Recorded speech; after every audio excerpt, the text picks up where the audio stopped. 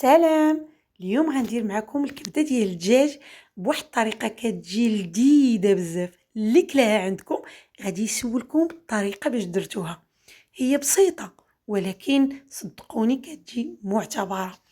هاد الكبده هادي كنجيبوها كنغسلوها مزيان وكنسلقها واحد 5 ديال الدقائق في معلقه ديال الخل وشويه ديال الملحه. صافي كنغسلها كنقطعها، يا كنوجد بها الطبق ديالي مباشره يا كنديرها في المجمد حتى كنبغيها وكنجبدها وكنطيبها بهاد الطريقه اللي غندير معكم.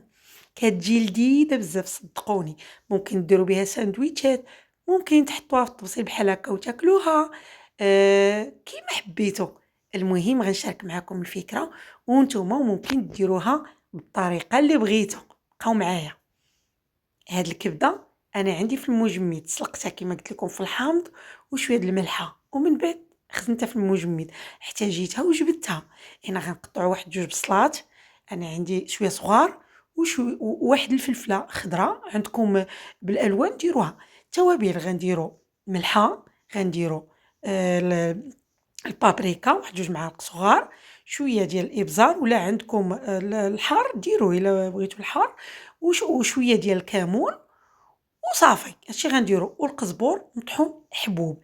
عندكم الفريش ديروه، انا ما عنديش طري اذا درت هذاك اللي مطحون، يعني البابريكا وشويه الكمون ومليحه وابزار وصافي. والقزبور كان طري ما كانش ديروا الحبوب مطحون. هنا غنزيدو شويه ديال مطيشه مطحونه او اللي كنديروا البيتزا. المهم هي الصلصه ديال المطيشه باش تعطيها، باش تجي لنا الصلصه رطيبه كتجي رطبه. ملي كتنزل لينا هذيك البصله وديك الفلفله كنزيدو ديك الكبده ديالنا.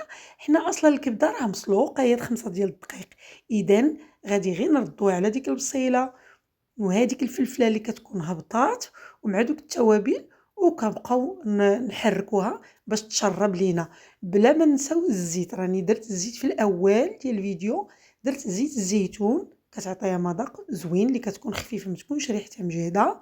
صافي كنغطيوها وكنقصوا العافيه ونخليوها طيب واحد 10 ديال الدقائق بعد ما درنا الكبده، يعني حتى يطيب لينا مزيان وتشرب وتولي ديك لاصوص خاتر وعاقد وبالصحه والراحه. ممكن ديروه ساندويتشات، تزيدوا بطاطا وشلايط اخرين، ممكن تاكلوه بحال طبق اولي هكا في طبسيل كيما حبيتو. المهم شاركت معكم الفكره بالصحه والراحه مسبقا.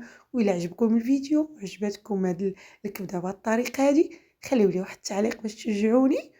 وصافي خليتكم المنول هنا، وبسلامه عليكم وربي يكون يعاون.